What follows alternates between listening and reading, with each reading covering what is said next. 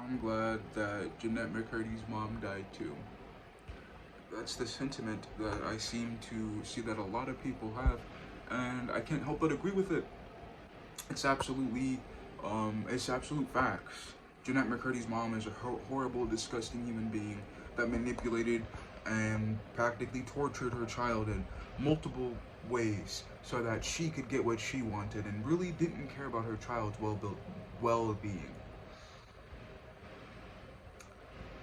Trigger warning for mentioning things of such as sexual assault, child abuse, um, alcohol abuse, things like that. Um, so, as I'm sure a lot of you know by now, when Jennette McCurdy was growing up, her mother forced her into an eating disorder so that she could fit acting roles better.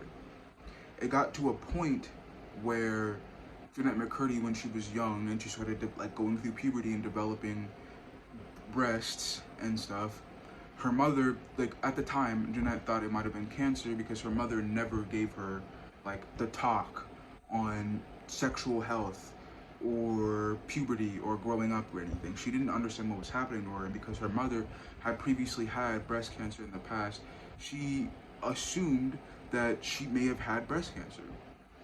And she tells her mother this. Her mother explains what it is, but then she says, can I get them to stop growing? Can I get these growths on my chest to go away? Her mother encourages this and gets her to get into an eating disorder so that she can continuously just keep losing weight and stunt her growth so that she can continue to fit into child roles, because apparently for her age she looked younger, and so she was always being put into child roles because she looked young for her age and was a lot better than an actual 7-year-old being put into that role. And so her mother realized this and was like, oh, starve yourself, throw your food up, lose weight, continue to look young. And Jennette did it, obviously. I mean, she felt like she had to please her mother. She felt like she was the main breadwinner and supporter of her entire family. So she did. She did what she was told to do. She did something horrible. She she hurt herself, She fucked up her own body just to make her family happy, to make her family proud of her, to make specifically her mother proud of her. And it's just sad.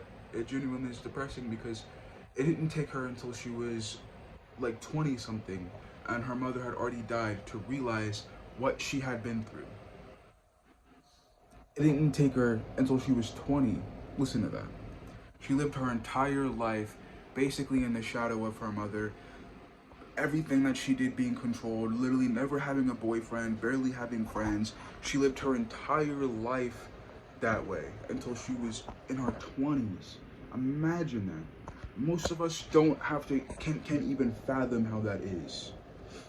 Most of us have been able to live our lives throughout our teenage years and experience things and see things and see the world and meet people and date people and become friends with people. You know what I'm saying? She just never got that opportunity. And that's sad. Enough about her disgusting mother, though. Fuck her mom.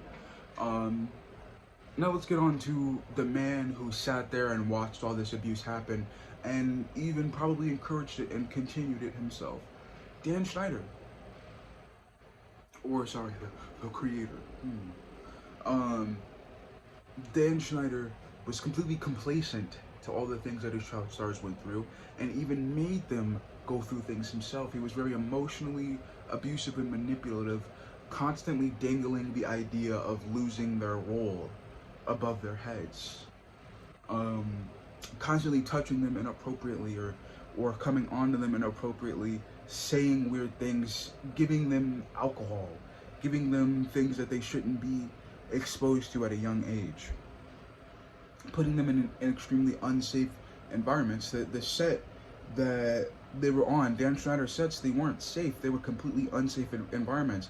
The sets were filled with predators and people who were willing to give drugs and alcohol to minors. And despite all of this, Dan Snyder is revered within the Nickelodeon community as like one of their best creators and a great man and all of this stuff, even though he was openly doing this horrible shit. He literally recorded himself.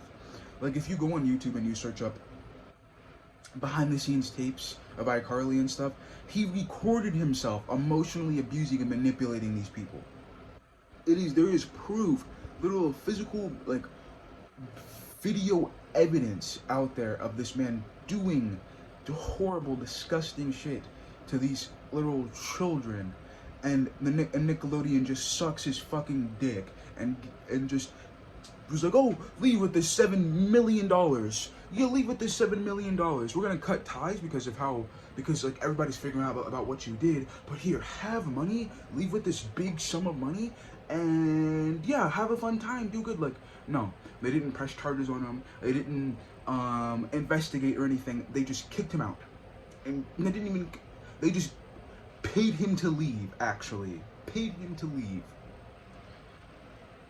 Dan Schneider and Nickelodeon were completely complacent to what the fuck was going on under their care. He was complacent to the abuse that their stars went through. He was complacent to just everything. You cannot tell me as a producer, for someone that you work very closely with, that you cannot tell that they have an eating disorder. From them drastically losing weight, from them looking sickly, from them constantly going to the bathroom to purge. You cannot tell me that you did not notice that something was off, especially being a grown fucking man.